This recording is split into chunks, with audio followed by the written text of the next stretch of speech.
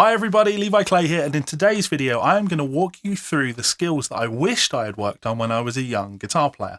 Now I am no longer a young guitar player, I just turned 37, so I've been playing the guitar a very long time. I started the guitar when I was about 13 or 14, and back then I was really into a lot of music, but the thing that grabbed me the most was instrumental guitar players like Joe Satriani. I remember borrowing his Surfing with the Alien album and loving it, just playing it on repeat. So I learned a lot of Joe's music when I was younger. I bought lots of Joe Satriani tab books.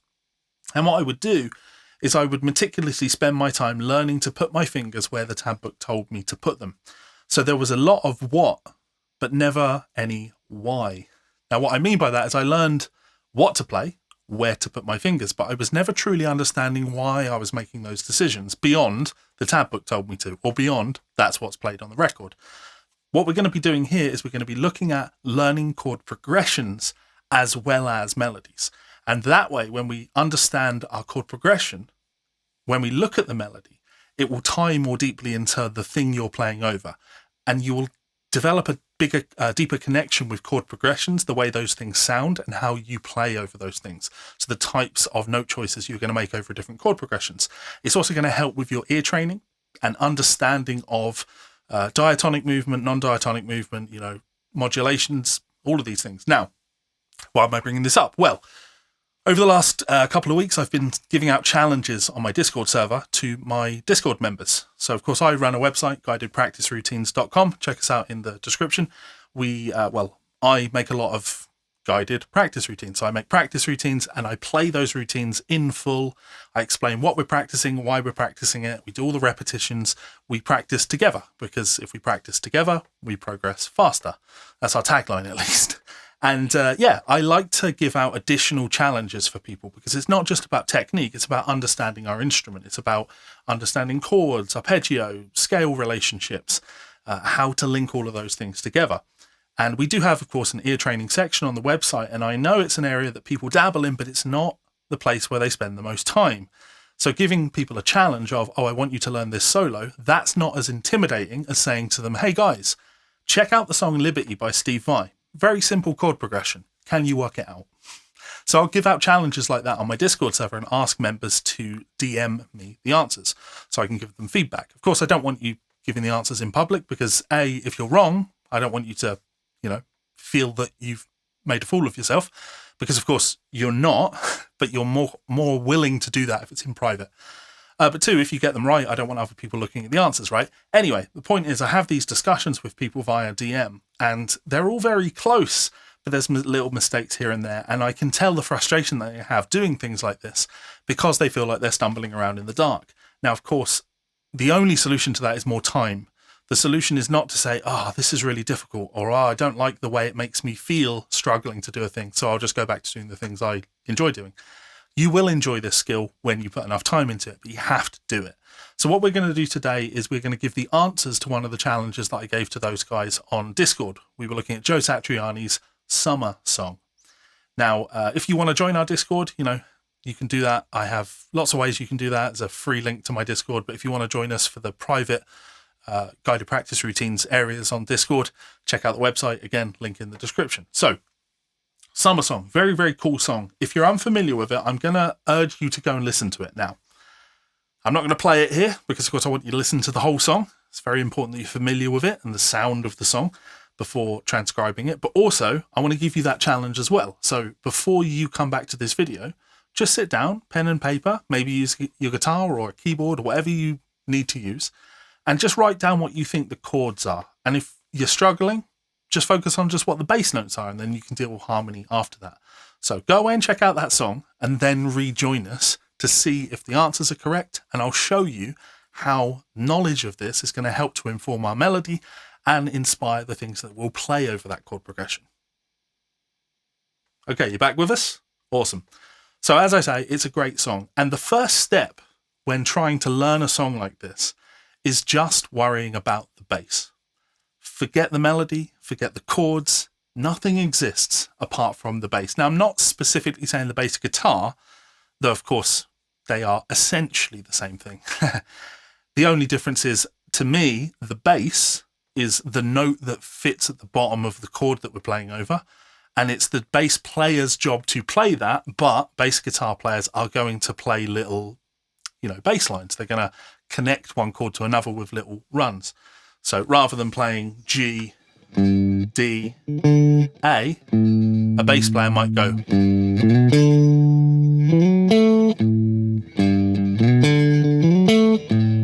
But at its core,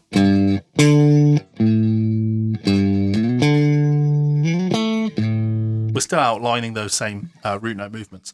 So you really want to develop this skill of being able to listen to a song and identify what the root note movement is. Now, I do this with students all the time, and I see the struggle when they're doing this because they're not confident. It's not an area that they force themselves into.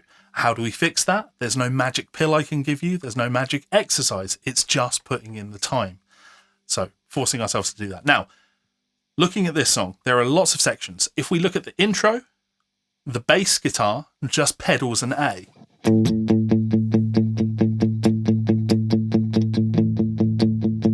Okay, that's all the intro does. Again, anytime I tell you that, I would encourage you to pause this video, go and listen to the recording and play along with it. The intro, the bass is just playing an A. Now, the melody in the verse,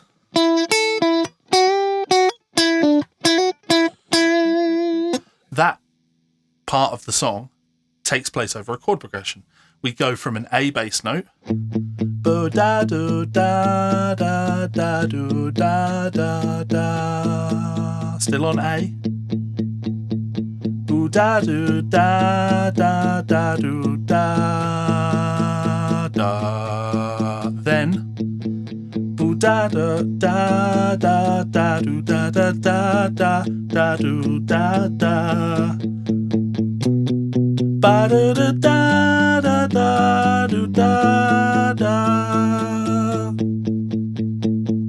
Now, I don't want to sing through that entire thing again, but I do want you to go and listen to the recording. There's an A, da da da da. We go to a B, da da do, to a G, da, back to our A. That's what I would think of as being the verse. Now, before looking at the chorus, let's do the kind of second level of study on this. We mentioned the intro and A. We'll ignore that. We'll go to the verse because it's the intro and the verse are essentially the same thing. There's just those chords at the end. So that verse pedals an A. Now, as you develop as a player, you'll hopefully hear that if I were to just strum an A major chord, da da da da da da da da,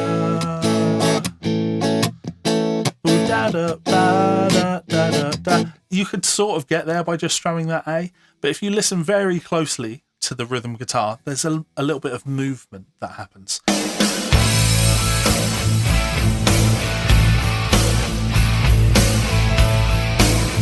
This is an important thing to learn. So this is what I would call emotional resonance, right? Hearing a chord movement and not thinking theoretically what that is, but thinking, how does that thing make me feel? And what is that thing? What do I associate with that sound?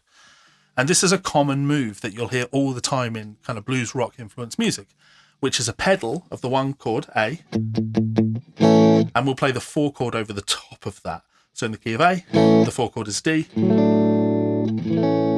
The bass doesn't change.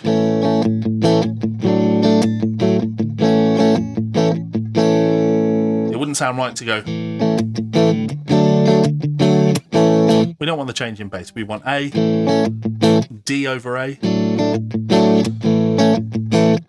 We can do that anywhere.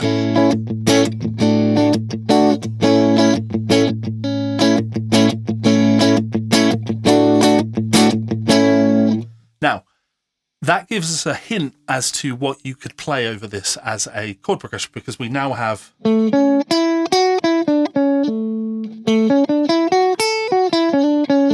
a collection of notes that fit in those chords. We get more information when we introduce those 2 other chords. So we have a B minor, which in A is the second chord. So, but the real giveaway is this G major chord. Anytime I see that, a major chord, moving up a tone like that to my home sound. That is a flat 7 to 1. Now I associate that with a sound. To me, that says Mixolydian. So this is an A Mixolydian vibe because there's a major triad, a tone below where we are. And if we look at the melody,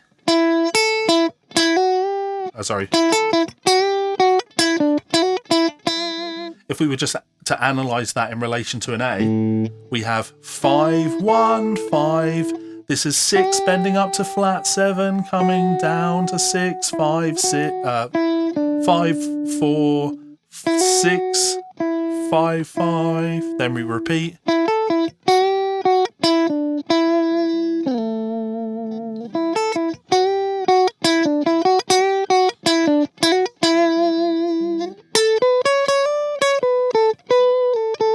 Now that melody is all just notes of that A Mixolydian sound. So we could say that this verse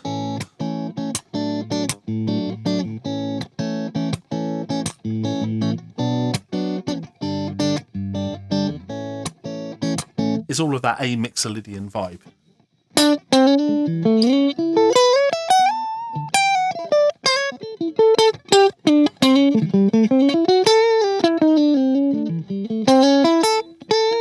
Whatever it is you happen to play for Mixolydian. Now I played a lot of stuff there. That could be me soloing over this because I'm hearing the chord progression in a little bit more detail. So that's our verse section. Now we go into a chorus. So what happens for our chorus? Well, again, if you were to pause it and listen to the bass notes, we have G, D, A.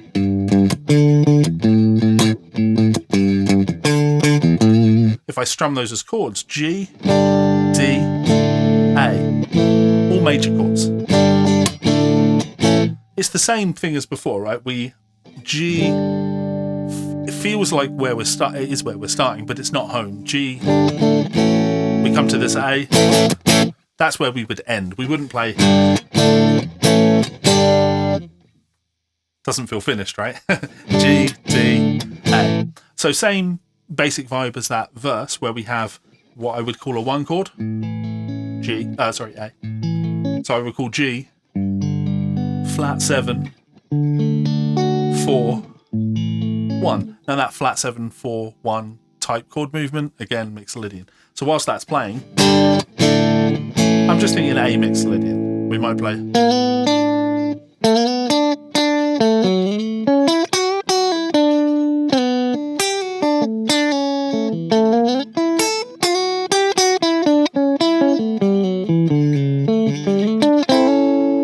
Anything you might play over that Mixolydian vibe. The thing that's really interesting is that it does that 3 times.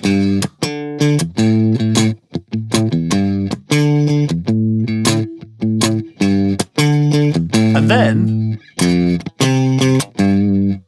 F, C, G. Now we're in interesting territory because we had this. This is A Mixolydian. Or G, D, A, G, D, A. But then we have F, C, G, F, C, G. We've changed key. You could call it modal interchange. We could think of it as modal interchange, but to me, it's a shifting of key sound there. It's a very dark blues rock sound. We were in this A Mixolydian sound. And then we shift, which is G Mixolydian. So if you were to solo over this, you would have to play that kind of A Mixolydian sound.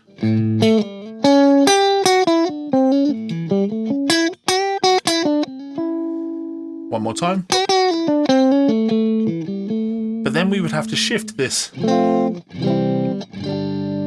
get that sound, which we can. I'm playing, kind of triad-based melodies there, but the chord progression is informing me to do that. Now we do that one more time. G, D, A. Again, G, D, A. One more time. F, C, G. We play the G, D, A one more time. Then we play, so going to an E minor, G, taking us back to that A chord. So same principle, we could look at that and say, all right, that's going to be all of those chords are still, you could call it like the 5 chord for our A, then our flat 7 chord result. You know, different people are going to think about modal chord progressions in slightly different ways, which is why I'm trying to not be too committal on those. But the basic idea, I can hear E to the G,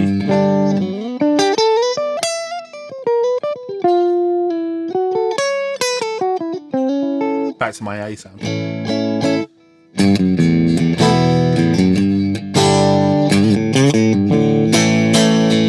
So that's our chorus. Now, things get really interesting when you look at the solo. And this is where I think a lot of my guys got tripped up, because it absolutely goes to a G. And we've been playing all of these chords where G has been major. But if you listen to what Joe plays,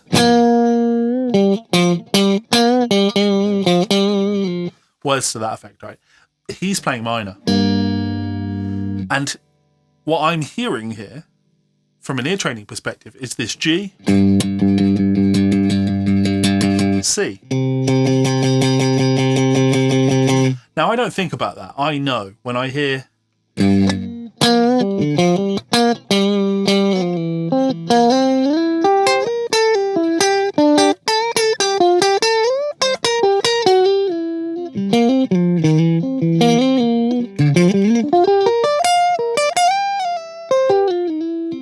you can hear I'm outlining changes there, and the changes I'm outlining are G minor,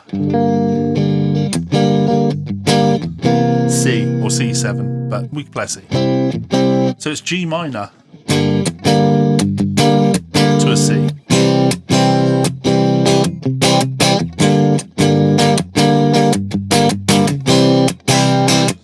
And when you hear Joe play over this, he's going to be playing that sort of a thing. This would be a G Dorian chord progression. Anytime I have a minor chord going up, it's like my funk changes. So, got a little bit of drive on.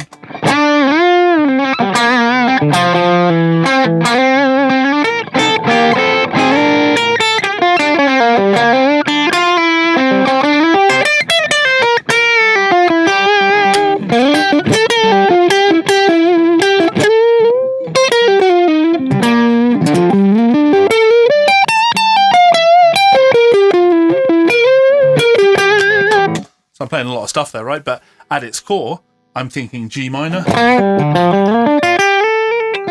and then thinking C or C7.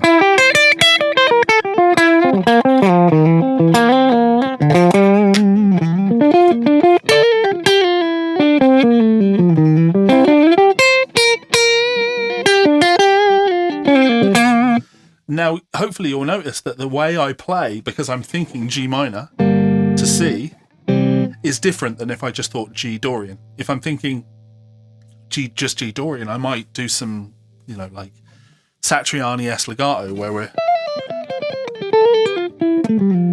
whatever it is that you happen to do, where you're not really paying attention or respect to the chords that you're playing over. So that happens for a while. We do it 4 times. G.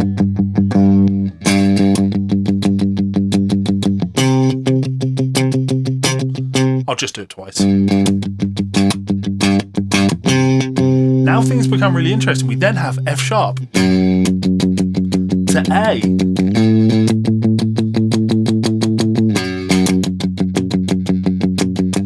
Now if you listen to those chords, they're both minor chords.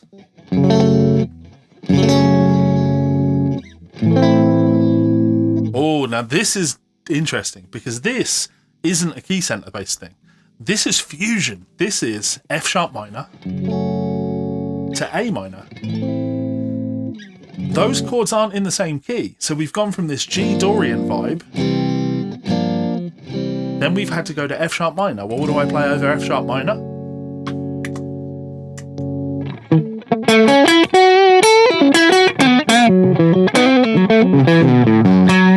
I'll play F Dorian over that. F sharp.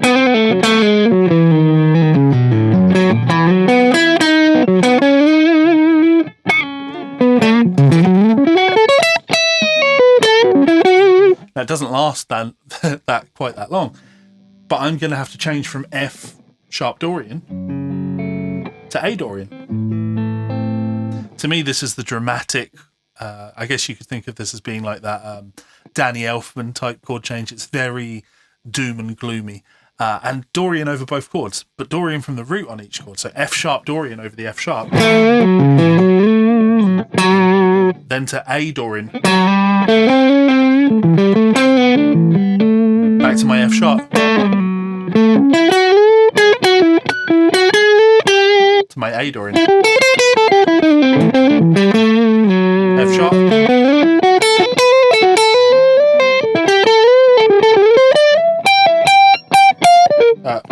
F sharp.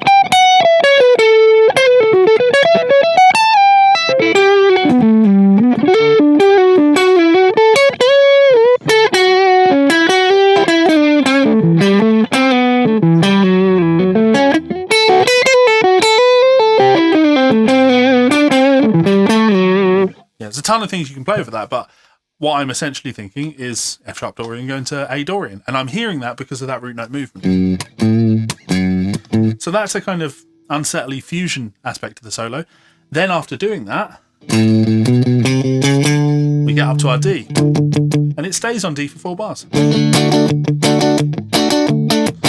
Now we're building to come back to the solo, back to the verse. So we're going to go D for 4 bars, and then we're going to move up to my E for 4 bars. Now I'd expect that to be an E7, right? To take me back. It's exactly what we do. So I'm going to think D major, and I would very specifically play a D major sound of it.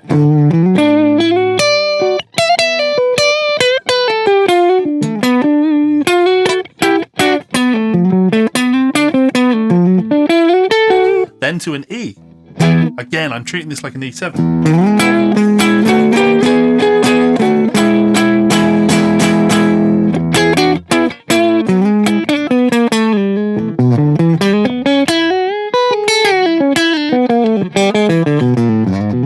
I'm going to play a lot of E7 lines over that because that's what the chord is telling me to do, which takes me back home to my verse. So there's a lot to take into consideration there for the solo. And I will come back to it just to finish the song off. The rest of the song, it's just the verse that we did before. So that's our A, D over A, B minor and G. And then our chorus, which was G, D, A, 3 times followed by F, C, G. What I want you to really take away from this is that solo. So the solo, G Dorian. Then we have the F sharp minor A. So the non-diatonic Dorian change. Then we've got to play D7. And I treat that as a D7 because it lasts long enough. There's 4 bars of it, so it's like a key center thing for me. And then to the E again. I'm going to play it like it's an E7. So if I were to just play through that entire solo section without an accompaniment, you should still be able to hear all of the chord changes, right? So if I go 1, 2, 3.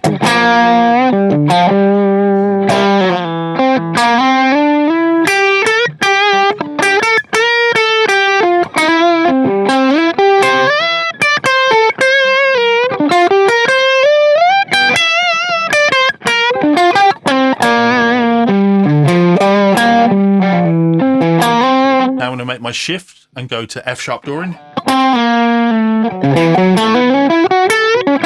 To A Dorian. F sharp Dorian. A Dorian. Then we have to make our shift to D.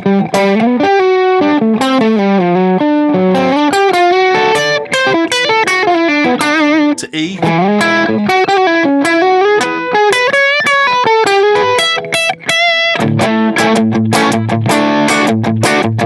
Now, because I'm thinking of that entire chord progression from a harmonic perspective, it gives me a lot of freedom to play because there's so many ways I can outline those changes, and no matter where I am, I'm going to do it in a slightly different way. If I slow it down for myself and think G minor to C,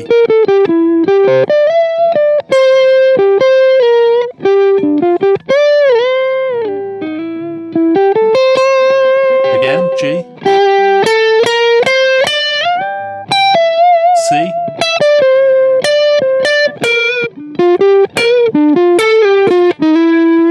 now I'm going to F sharp,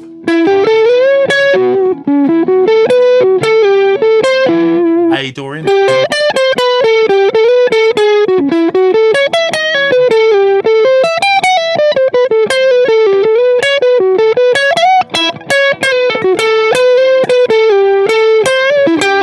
down on my D,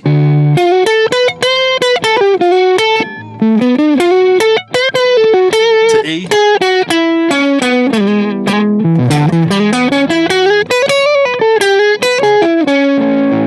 back to my A.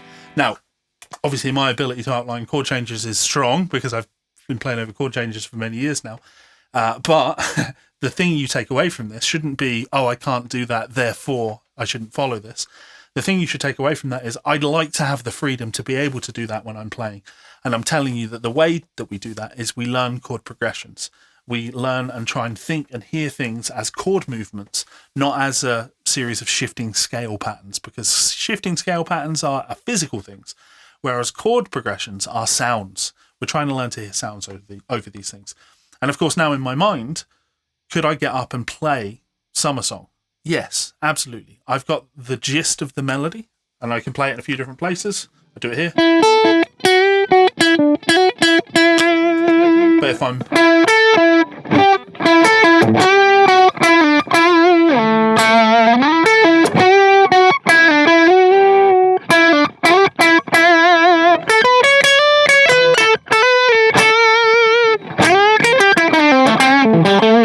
So I can sort of jam my way through that, and then I know enough of the rhythm guitar part that I can either play rhythm guitar for the lead, or I know the rhythm part well enough that I can play a solo. When it comes to the solo section, I know all the changes, and therefore I can just do it. So what should you take from this? What you should be taking from this is the power. What you should be taking from this is how much benefit you will get from focusing on thinking chord first. So it doesn't have to be Summer Song. And this is the really important thing, right? So I had a student over a couple of days ago and we looked at the Charlatans' new song, Deeper and Deeper. Same principle. As long as we can listen, hear the bass note, and I get the student to hum the bass note, then we can put the chords on top. And you just need to do this over and over and over and over again with song after song after song. It doesn't matter the style, the tempo. You're just trying to develop that skill of being able to hear and hum what the bass part is doing. Once you can do that, then it's a case of going, oh, okay. So I know what the bass notes are. Maybe I can put the chords on top of this.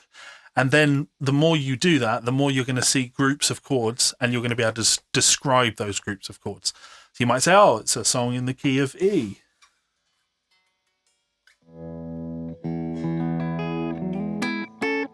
And we've got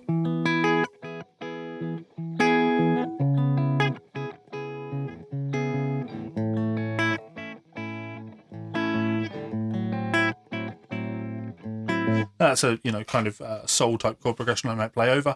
E major,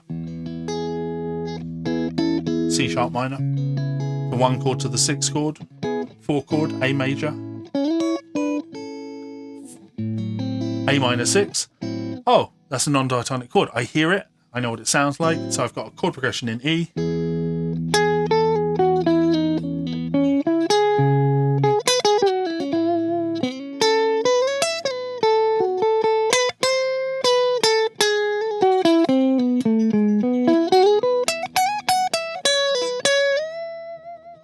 And I can outline those chord changes because I'm thinking chords and sounds, and I can hear chords in my mind, I can hear bass in my mind. So it's not a quick and easy thing. Like I said, I've been playing the guitar for over 20 years now, but it's the mindset that changes. When you change the way you think about things, you will change your trajectory as a player.